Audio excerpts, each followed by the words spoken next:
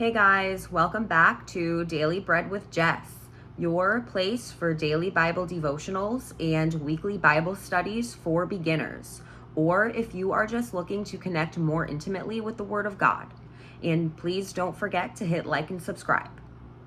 Today, for our daily Bible devotional, we are going to be focusing on John 20:31. And John 20:31 is, "But these are written that you may believe that Jesus is the Messiah, the Son of God, and that by believing you may have life in his name."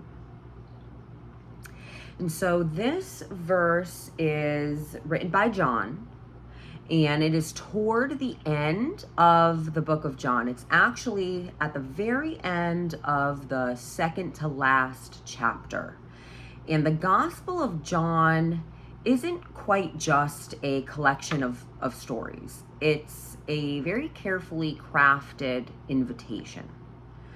And each of the four Gospels are written with their own purpose. And John, one of Jesus's very closest disciples, chose very specific miracles and teachings and encounters with Jesus to help readers come to one conclusion: that Jesus is the Messiah, the Son of God. John 20:31 is kind of like the thesis statement, in a way, of the entire book. It tells us why John wrote what he wrote. He didn't include every single thing that Jesus did. In fact, he actually says in the very next verse that the world couldn't contain all the books if he did. So he included what was necessary for us to believe and to have life. And the word believe in this verse is more than just like an agreement. It's not just saying, "Oh yeah, I believe that Jesus existed." It's belief in the biblical sense, which is more trusting in who Jesus is. Depending on him and following him. Really, really allowing him and his word to guide you in your life. It's believing is a very personal, it's a very active thing. And it truly will transform you in a way that speaks to you. I kind of like to compare it and to think of it in a way that you can believe that a chair will hold your weight simply by looking at the chair, but the belief isn't true belief until you actually sit down on the chair. So like faith in Jesus is almost kind of like that, if that makes any sense to you. It's really placing your life, your heart, your mind, your future, your absolute everything in his hands. And that is, it's a lot for a beginner of learning how to trust Jesus and give him your troubles and your anxieties. It's easier said than done. But John also says that if we, by believing, if we believe that we may have life in Jesus's name. And of course, what kind of life? It's not just physical. It's not the one that we already have, the living, breathing life. This is more of your spiritual life, your life that is full of actual purpose and peace, forgiveness, hope. It's life with Jesus, and a life through Jesus, a life that you revolve around him, not him revolving around you.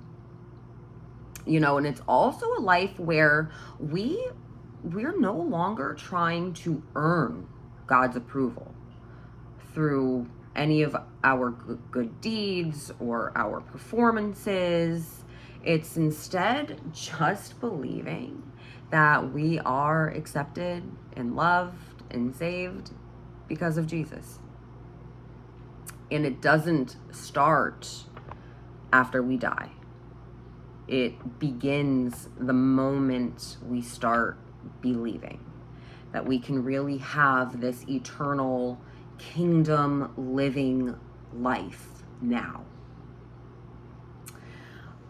You know, this verse really reminds you that the Gospel of John is not written to confuse you or overwhelm you. It's actually written just to help you believe, which is why I really like to suggest it as a starting point in the Bible for people when I'm asked the question, where should I start reading the Bible? So as you actually read the Gospel of John, beginning to end, really take the time to read it. And not just read it, but get to know Jesus in it. Watch how Jesus treats people in the Gospel of John.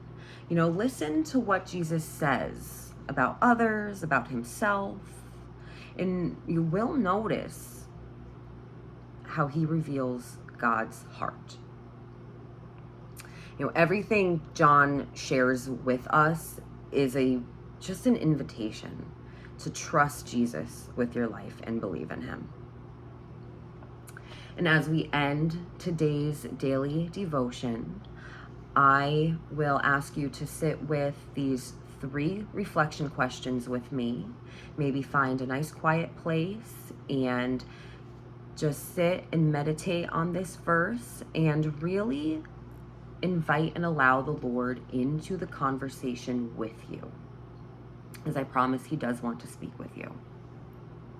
So question number 1, what does it mean to you personally to believe in Jesus?